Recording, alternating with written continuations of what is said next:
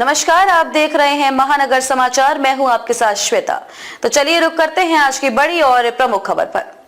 चर्चा में महाराष्ट्र की ये लोकसभा सीट। इस बार यह गायब धनुष बाण सियासी समीकरण ने बढ़ाई दिलों की धड़कनें। महाराष्ट्र के परभणी लोकसभा क्षेत्र में मुस्लिमों की आबादी अच्छी खासी है। इस क्षेत्र में अविभाजित शिवसेना 1989 से ही खानिया बांध धनुष बाण का नारा देकर सांप्रदायिक ध्रुवीकरण के सहारे यहाँ के लोकसभा चुनाव जीती आई है।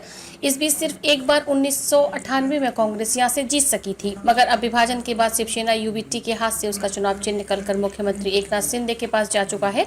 साथ ही महाविकास आघाड़ी का हिस्सा बनने के बाद उद्धव ठाकरे की हिंदुत्वनिष्ठ विचारधारा पर भी सवाल खड़े होने लगे हैं। ऐसे में परभणी के बहुसंख्यक मतदाता इस बार किसके साथ खड़े होंगे, ये सवाल बना हुआ है।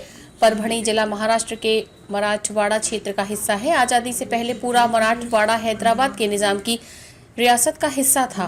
परभणी में 24% से अधिक मुस्लिम आबादी है। यही कारण है कि 1985 के बाद जब शिवसेना प्रमुख बाला साहब ठाकरे ने हिंदुत्व की राजनीति शुरू की तो मुंबई के बाहर मराठवाड़ा में ही अपना विस्तार करना शुरू किया। शिवसेना के अशोकराव देशमुख पहली बार जीते। शिवसेना के भाजपा के साथ सीटों के बंटवारे में मराठवाड़ा की ही ज्यादा सीटें ली। उनमें परभणी की भी एक सीट थी, जहां से 1989 में पहली बार शिवसेना के अशोकराव देशमुख चुनकर आए। हालांकि उस समय तक शिवसेना को उसका चुनाव चिन्ह धनुष बाण नहीं मिला था, इसलिए अशोकराव देशमुख निर्दलीय ही चुनकर आए थे।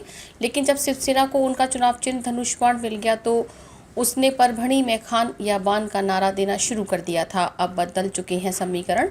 परभणी की हिंदू आबादी शिवसेना के पक्ष में मतदान करती रही और 1998 का एक चुनाव छोड़कर वह लगातार यहां से जीतती भी रही।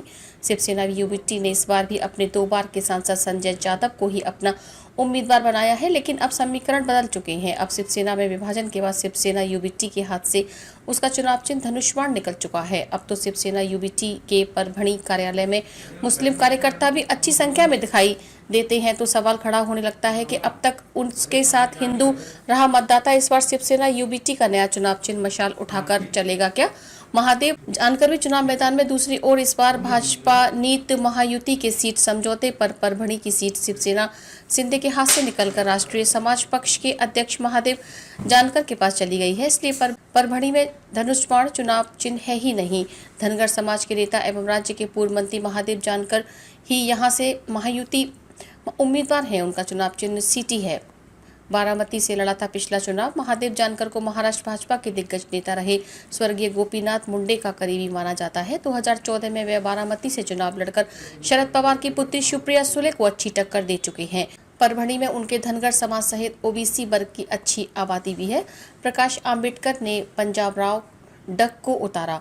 पिछले चुनाव में प्रकाश आम्बेडकर की पार्टी वंचित बहुजन आघाड़ी के मुस्लिम उम्मीदवार आलमगीर मोहम्मद खान को भी यहां से करीब 1.5 लाख वोट मिले थे। इस बार आलमगीर बसपा के टिकट पर चुनाव लड़ रहे हैं, तो प्रकाश आम्बेडकर ने अपनी पार्टी का उम्मीदवार मौसम विज्ञानी पंजाब राव डक को बनाया है। डक महाराष्ट्र के किसानों को मोबाइल पर मौसम की जानकारी देने के लिए जाते हैं। खबर के अंत में खबरों में अब तक के लिए बस इतना ही। फिर होगी आपसे मुलाकात ऐसी ही बड़ी किसी खास खबर के साथ। तब तक के लिए नमस्कार और देखते रहिए महानगर समाचार।